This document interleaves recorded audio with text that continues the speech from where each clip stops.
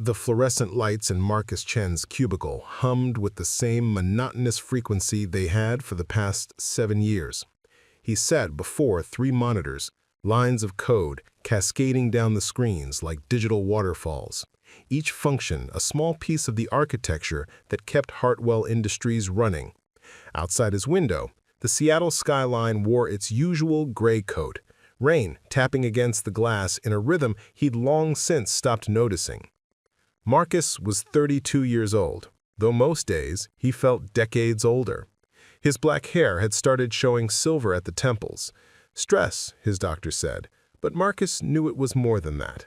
It was exhausting, the kind that seeps into your bones when you've given everything to something that gives nothing back. He glanced at the framed photo on his desk. His daughter Emma, age 6, gap-toothed and grinning, holding up a drawing she'd made of him.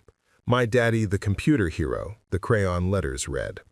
Next to it sat his worn coffee mug with the faded inscription, "World's Best Dad," a Father's Day gift from 2 years ago. His fingers paused over the keyboard. Today was the day. He'd rehearsed the conversation 100 times in his mind, calculated the numbers until they were burned into his memory. $65,000 a year. That's what Hartwell paid him. In Seattle, with rent, Emma's childcare, his mother's medical bills, and the debt from his divorce, it barely covered survival. He'd built their entire cloud infrastructure from scratch. When the company was bleeding money from server crashes 3 years ago, Marcus had worked 70-hour weeks, slept in his car between shifts, and created a system so efficient it saved Hartwell over $2 million annually. His innovations had been quietly incorporated into every department. The sales team closed deals faster. The logistics division tracked shipments in real time. Even HR used his custom database. But his salary? Still the same as when he'd started as a junior developer. Marcus opened his desk drawer and pulled out a folder. Inside were printouts, market research, salary comparisons, his performance reviews, all marked exceptional or exceeds expectations. He'd documented everything. $15,000. That would bring him to $80,000, still below market rate for someone with his skills and contributions, but enough to breathe. Enough to take Emma to the aquarium without checking his bank account first. Enough to fix the car's transmission. Enough to feel like a person instead of a machine. He stood, smoothed his shirt, and walked toward the corner office where Douglas Hartwell III held court. The executive floor was a different world. Plush carpeting replaced industrial tile. Original artwork adorned walls that had been repainted in calming earth tones. The air even smelled different. Expensive cologne and leather instead of recycled air and instant coffee. Marcus knocked on the heavy oak door. "Come in," a voice boomed.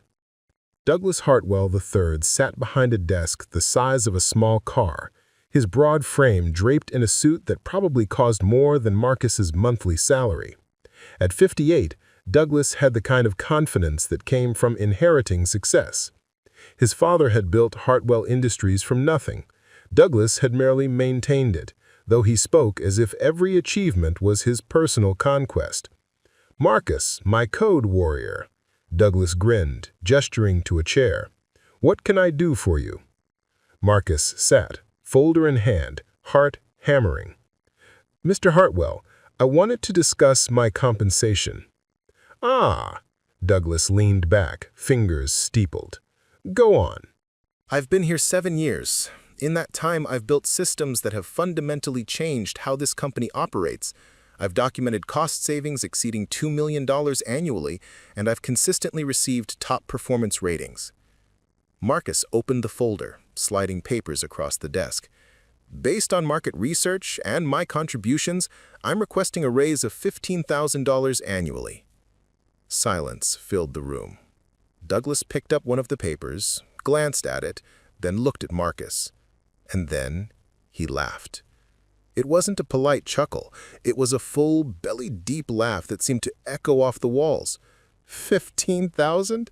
Douglas shook his head, still grinning. Marcus, you're a smart guy, but you don't understand business. Everyone here works hard. The janitor works hard. The receptionist works hard. If I gave everyone who worked hard a $15,000 raise, we'd be bankrupt in a month. But the systems I've built are your job, Douglas interrupted, his smile fading into something patronizing. That's what we pay you for. You do your job, you get your salary. That's how it works. Marcus felt heat rising in his chest. I'm paid below market rate, significantly below. Market rate, Douglas waved dismissively. Those numbers are inflated. They don't account for the stability we provide, the work-life balance. Work-life balance? Marcus's voice came out sharper than intended. I worked 70-hour weeks during the server crisis. I've canceled dozens of plans with my daughter because of emergencies here. And we appreciate that loyalty. Douglas's tone had shifted now, harder. But appreciation doesn't always mean money, Marcus. Sometimes it means having a job in the first place. Do you know how many developers would love to work here? The threat hung in the air, unspoken but clear. Marcus gathered his papers, his hand steady despite the tremor inside. I understand. Thank you for your time. As he walked back to his cubicle, Douglas's laughter seemed to follow him, ringing in his ears. He sat down, stared at his screens, and for the first time in 7 years, Marcus Chen felt something shift inside him. Not anger, something colder. Clarity. That evening, Marcus drove to pick up Emma from his mother's house. The car's transmission ground and whined, and he whispered promises to it. Just a little longer. Just hold on. His mother, Lynn, met him at the door. She was 68, her movement slower since the stroke 2 years ago. Emma burst past her grandmother, launching herself into Marcus's arms. "Daddy, guess what I learned today?" He held her tight, breathing in the strawberry scent of her shampoo. "What did you learn, Bug?" "Mrs. Patterson says clouds are made of water, but they float because they're so light. Isn't that cool?" "That's very cool." He set her down, smiling at his mother. "How is she today?" "Perfect, as always." She touched his face, her eyes searching. "You look tired." "I'm okay, Mom." Liar. She said it with love. "Come eat. I made dumplings." Over dinner, Emma chattered about school while Marcus picked at his food. His mother watched him with that knowing gaze mothers have, the one that sees through every defense. After Emma went to play, Lynn poured tea and sat across from him. What happened? Marcus told her everything, the meeting, the laughter, the dismissal. His mother listened without interruption, her expression unreadable. When she finished, she was quiet for a long moment. Then she said, "Your father once told me something. He said, the day you realize your loyalty is one-sided is the day you become free." Marcus looked up. "I have responsibilities. Emma, you, the bills, and yourself," Lynn interrupted gently. "You have a responsibility to yourself, to not let people make you small." That night, after putting Emma to bed, Marcus sat at his home computer. He hadn't updated his resume in 7 years. He'd been loyal, committed, believing that dedication would be recognized eventually. But Douglas's laughter had burned away that illusion. He spent hours crafting his resume, documenting projects, quantifying achievements. Then he opened LinkedIn and began reaching out to recruiters. The responses came faster than he expected. By the end of the week, he had 3 interviews scheduled. By the end of the month, he had 5 offers. The best came from Quantum Dynamics, a rapidly growing tech company that specialized in AI-driven logistics solutions. They'd seen his work, somehow. Word of his infrastructure innovations had spread in industry circles. The hiring manager, a woman named Sarah Okonkwo, spoke to him with respect that felt foreign. "We've been trying to build what you created for Hartwell," she admitted during the final interview. "When we saw your profile, we knew we needed you. Not just your code, your vision." The offer arrived via email at 9:47 p.m. on a Tuesday. $180,000 annual salary, full benefits, equity options, and a signing bonus. Marcus stared at the number. $180,000. More than double what he'd asked Hartwell for. More than he'd dreamed possible. He accepted at 9:52 p.m. The next morning, Marcus drafted his resignation letter. 2 weeks' notice, professional and courteous. He printed it, placed it in an envelope, and walked to Douglas's office. Douglas was on the phone, feet up on his desk, laughing about a golf game. He waved Marcus in distractedly. "I'll call you back," Douglas said into the phone, then looked at Marcus. "What's up?" Marcus placed the envelope on the desk. "My resignation. 2 weeks' notice, effective immediately." The color drained from Douglas's face. "What?" "I'm leaving. I've accepted another position." Douglas's mouth opened and closed. Then he laughed, that same dismissive sound.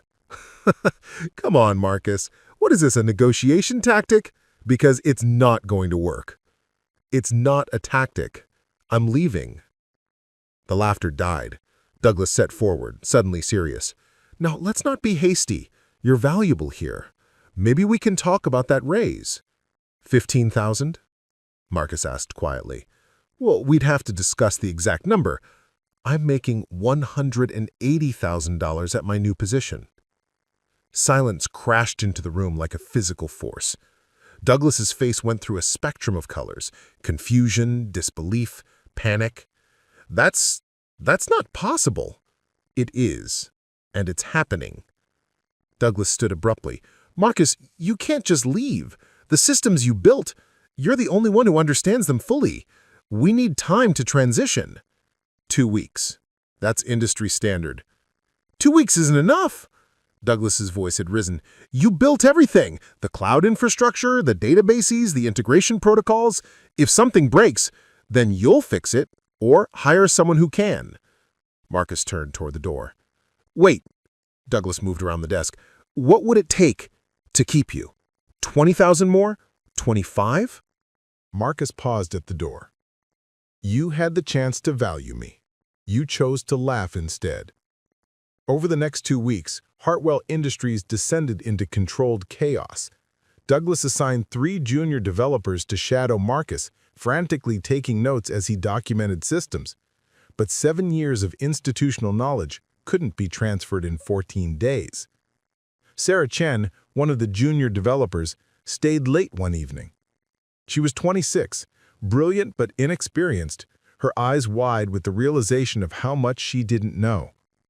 "How did you keep all of this in your head?" she asked, staring at the architecture diagrams. 7 years, Marcus said simply. "You build it piece by piece, solve problems as they come. It becomes part of you." "I'm terrified I'm going to break something after you leave." Marcus looked at her tired face and felt a pang of sympathy. "You'll be fine. But Sarah, don't do what I did. Don't give so much that you forget your own worth." On his last day, Marcus cleaned out his desk. The photo of Emma, the mug, a few personal items. 7 years condensed into a small cardboard box. As he walked toward the elevator, colleagues stopped him. Some thanked him. Others expressed quiet envy. One whispered, "You're my hero for getting out." The elevator doors opened. Douglas was inside. They rode down in silence until Douglas spoke. "I didn't think you'd actually go." "I know. I'll be honest, we're going to struggle without you. I didn't realize how much you held together." I looked at him. "Yes, you did. You just didn't think it mattered." The doors opened to the lobby. Marcus stepped out, then turned back. "For what it's worth, Mr. Hartwell, I would have stayed for 15,000. That's all it would have taken. Not 180, just 15. Just enough to feel seen." He walked away, leaving Douglas standing in the elevator, his expression a mixture of regret and disbelief. 3 months later, Marcus was thriving at Quantum Dynamics. His innovations had already improved their system efficiency by 40%. He had a team, resources, and leadership that valued his input. He left work at 5 to pick up Emma. They went to the aquarium on weekends. He'd paid off his mother's medical bills. Then his phone rang. Unknown number. Marcus Chen? An unfamiliar voice. Speaking? My name is Robert Hartwell, Douglas's brother. I'm the CFO of Hartwell Industries. Marcus said nothing. I'm calling because we're in crisis mode. 2 major system failures in the last month. We've lost 3 significant clients. The infrastructure you built is failing and no one here can fix it. We need you to come back. No. We're prepared to offer you a consulting contract. $150 an hour, short term, just to stabilize things. No. A pause. Marcus, please, the company is in real trouble. Then you should have thought of that when you had someone who could prevent it. Someone who asked for $15,000 and got laughed at. That was Doug's mistake, not mine. I'm trying to fix it. Fix it with someone else. There are plenty of developers who would love to work there, remember? Marcus hung up. The requests kept coming. Emails, calls, LinkedIn messages, each one more desperate than the last. Hartwell Industries was hemorrhaging money and reputation. The systems Marcus had built were so customized, so integrated, that finding someone to understand and maintain them was proving nearly impossible. 6 months after Marcus left, Douglas Hartwell III was removed as CEO. The company's board, facing mounting losses, restructured leadership. Douglas's golden parachute softened his landing, but his reputation was shattered. Marcus heard the news and felt nothing. No satisfaction, no vindication. Just a quiet acknowledgement that actions have consequences. 1 year later, Marcus received a handwritten letter from Douglas. Marcus, I won't insult you with excuses. I was arrogant, dismissive, and blind. You were the foundation of everything we did, and I treated you as disposable. That laughter haunts me. It should. I'm not asking for forgiveness or a second chance. I'm writing to say what I should have said a long time ago. You were right. Your work was extraordinary. You deserved better. You deserved to be valued. I hope wherever you are now, you're finally getting what you always should have had. Douglas. Marcus read it twice, then filed it away. Not out of bitterness, but because that chapter was closed. In his new office at Quantum Dynamics, Marcus had a corner space with natural light. Emma's drawings covered one wall. On his desk sat that old mug, World's Best Dad. His daughter visited sometimes after school, doing homework while he worked. She was 7 now, growing so fast it made his heart ache. "Daddy?" she asked one afternoon, looking up from her math worksheet. "Yeah, Bug?" "Mrs. Kim says you're really important at your job. Is that true?" Marcus smiled. "I do good work, and the people here appreciate it."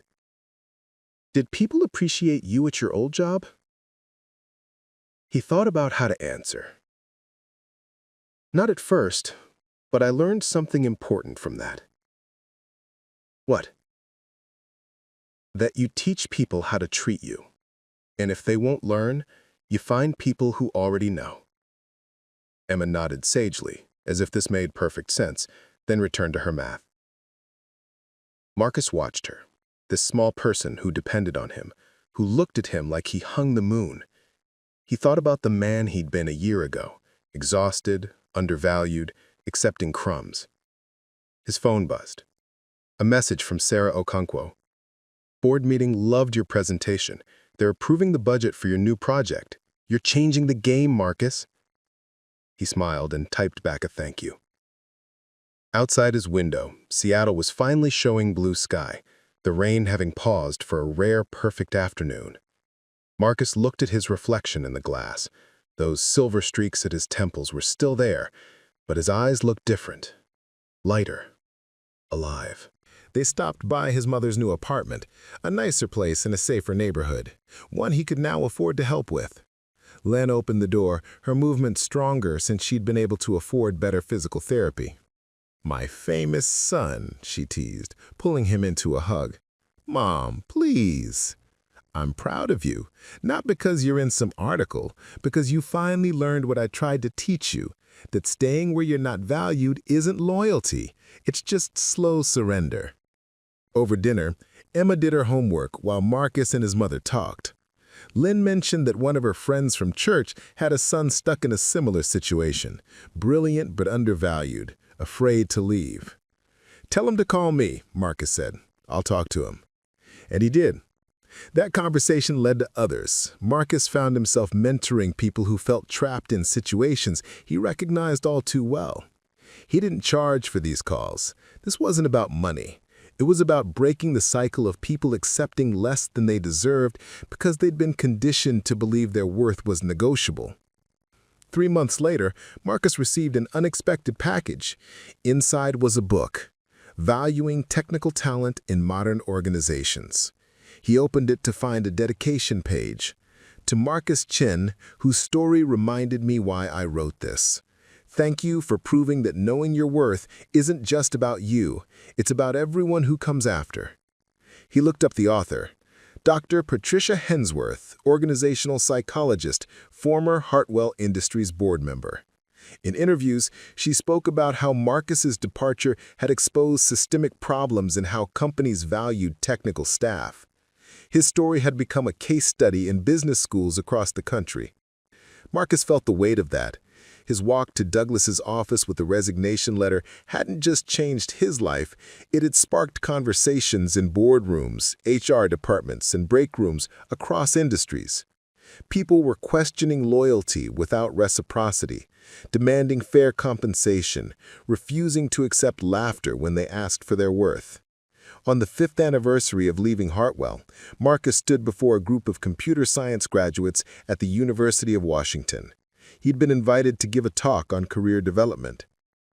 "I'm going to tell you something your professors might not. Your code is valuable. Your innovations matter. But the most important thing you'll ever build isn't a system or an app. It's your understanding of your own worth." He told them his story, not with bitterness, but as a lesson. The room was silent. "Some of you will work for people who value you immediately. Consider yourselves fortunate. Others will work for people who see you as replaceable. When that happens, not if, but when, remember this. You are not being difficult when you ask for fair compensation. You are not being disloyal when you leave for better opportunities. You are being human, and humans deserve to be valued." The applause was thunderous. Afterward, dozens of students lined up to talk to him. Their questions were familiar. How do you know when to leave? How do you build confidence? What if you have responsibilities? He answered each one honestly, remembering the fear he'd felt the night he'd updated his resume with shaking hands. That night, Marcus sat with Emma while she got ready for bed. She was working on a school project about heroes. "I'm writing about you," she announced.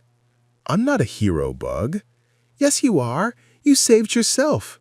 Mrs. Patterson says that counts." Marcus felt his throat tighten. She was right. He had saved himself. Not with code or systems, but with the simple, terrifying act of believing he deserved better. He kissed her forehead and turned out the light, then walked to his home office. On the wall hung a framed quote he'd written himself. "The day you realize your loyalty is one-sided is the day you become free."